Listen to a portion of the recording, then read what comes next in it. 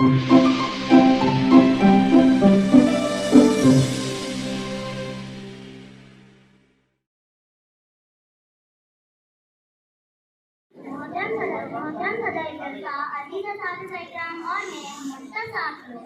علیکم. آج میں آپ کے سامنے ملک کو آزادی کیسے ملی اور کس نے ملک کو انگریزی حکومت کی غلامی سے آزاد کروانے میں اہم کردار ادا کیا، ان عظیم شخصیتوں کے متعلق بات کروں گی. محترم سامعین، سب سے اول اس بات کو سمجھنا ضروری ہے کہ مسلمان قوم کی یہ صفت ہوتی ہے کہ وہ غلامی پسند نہیں ہوتی. شاید یہی وجہ رہی کہ ہمارے ملک بھارت میں انگریزوں کی حکومت تھی. ہندو اور مسلمانوں کو آپس میں لڑا کر وہ شوق سے حکومت کرتے تھے. ملت کے عظیم رہنماؤں نے ملک کو آزاد کروانے کی جدوجہد شروع کر دی. ملک کے علماء کرام نے بھی ناقابل فراموش قربانیاں دی، مگر افسوس، ہائے افسوس کہ مسلمانوں کی قربانیوں کو فراموش کیا جا رہا ہے. یہ تو وہی بات ہوئی کہ جن پتھروں کو ہم نے عطا کی دھڑکنیں،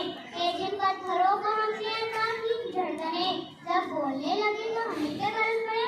سامعین، کیا یاد ہے 1857 کی وہ مشہور جنگ آزادی، جسے پہلی جنگ آزادی بھی کہا جاتا ہے؟ بے شک وہ بلا شبہ مسلمان علماء کرام اس سوچ کے دل و دماغ پر مرے ہوئے.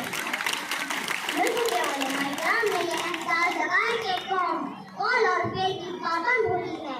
آزادی کی اس سوچ میں ملک کے علماء کرام نے پھانسی کے پھندوں کو بوسہ دینا قبول کیا اور غلامی کی زندگی اپنے آنے والی نسل کے لیے فتح کی. عزیز ساتھیوں، یاد کرو مولانا حضرت موہانی، مولانا محمد علی جوہر، مولانا شوکت علی اپنے وطن کے لیے قربان ہونے والے علماء کرام ہے. ساتھیوں، کیا بھول گئے وہ شعر، وہ میسور کا شعر؟ ٹیپو سلطان اور اپنے علم کی روشنی سے انگریزی حکومت کی آنکھوں میں چکا چوند کرنے والے ابوالکلام آزاد، وہ مہاتما گاندھی کا ستیہ گرہ، وہ اشفاق اللہ خان جو 27 سال کی عمر میں پھانسی پر لٹکائے گئے، کی اماں زلیخا بیگم. اگر ہم بھی ان کو فراموش کر دیں گے تو کون ہے جو آنے والی نسلوں کو مسلمان علماء کرام کی قربانیوں کو یاد رکھے گا؟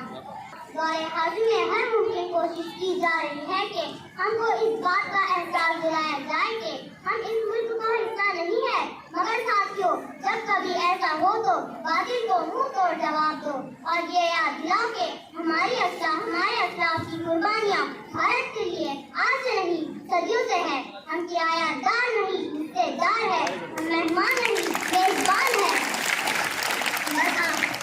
بس آخر میں اس نظم کے چند اشعار پہ اپنی تقریر ختم کرتی ہوں. یا رنج بلا کا خوف نہ کر یا نام نہ لے آزادی کا، یا رنج بلا کا خوف نہ کر یا نام نہ لے آزادی کا، جب ولولے پرواز نہیں الزام نہ لے آزادی کا. آزادی کو تلواروں کی آغوش میں پالا جاتا ہے، آبادی کو بربادی کے سانچوں میں ڈھالا جاتا ہے. میدان وفا میں جینے کا ارمان نکالا جاتا ہے. غیرت کے سنہرے پرچم کو سرجے کے سنبھالا جاتا ہے. ابھی مدر بھائی کی جانب سے 20 روپے انعام آئے. اس بچے کے لیے بھی بہت خوبصورت تقریر بھی آپ سماعت فرما رہے ہیں. چلیے.